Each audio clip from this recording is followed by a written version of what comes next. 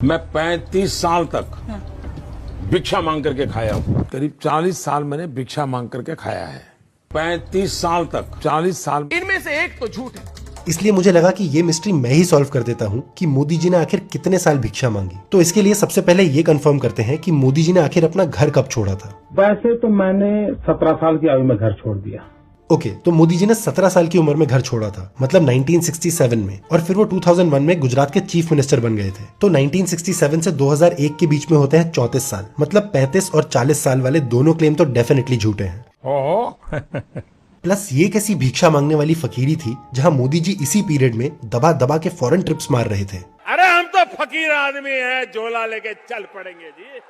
अब मोदी जी अपने फकीरी के किस्से देश से बिल्कुल नहीं छुपाते, पर एक चीज थी जो उन्होंने 2014 के इलेक्शन नॉमिनेशन भरने तक सबसे छुपा के रखी थी, इवन इलेक्शन कमीशन से। ये जो पीछे लिखा है इसको पढ़ के आप समझ गए होंगे हम क्या कहना चाहते हैं। कुंवारे नहीं है नरेंद्र मोदी। नरेंद्र मोदी ने पहली बार अपने शपथ पत्र में माना है कि वो शादीशुदा हैं और उनकी शादी को 45 साल हो चुके हैं। कितने सालों बाद मोदी को यह सच स्वीकार करने की जरूरत क्यों आन पड़ी? हर चुनाव में मोदी ने पत्नी का कॉलम हमेशा खाली रखा था। जानबूझ के रखा है कि नहीं रखा है तो उनका निजी मामला है, उनको पूछो, इसमें मैं क्या बताऊंगा।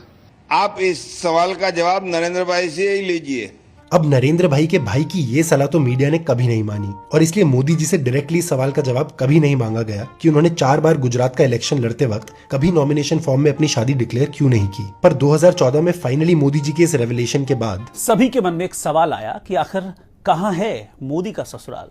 ये वही गांव है जहां पर नरेंद्र मोदी सन 1968 में अपनी बारात लेकर आए थे। एक सेकंड, तो मतलब 1968 में शादी हुई थी, इसका मतलब तब मोदी 18 साल के रहे होंगे। मतलब उनकी शादी क्या उनके घर छोड़ने के 1 साल बाद हुई थी, या फिर क्या मोदी जी ने शादी करने के लिए घर छोड़ा था? अब ये सारे वो सवाल हैं जिनका जवाब हमें कभी मिलेगा नहीं, क्योंकि मोदी जी ये सवाल किसी को कभी पूछने नहीं देंगे। तो anyway, let's get back to this gold mind of an investigative journalistic story. मेरे साथ में उल्टे हाथ पर ये एक मकान है, छोटा सा मकान, बिल्कुल पुराने टाइप का मकान है, टूटा फूटा।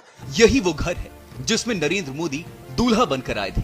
पर इस उटपटांग इन्वेस्टिगेटिव जर्नलिज्म का गोल्ड माइन मोमेंट तब था जब गलती से ससुराल की इन्वेस्टिगेशन करते करते इस रिपोर्टर से गलती से असली न्यूज रिपोर्टिंग भी हो गई।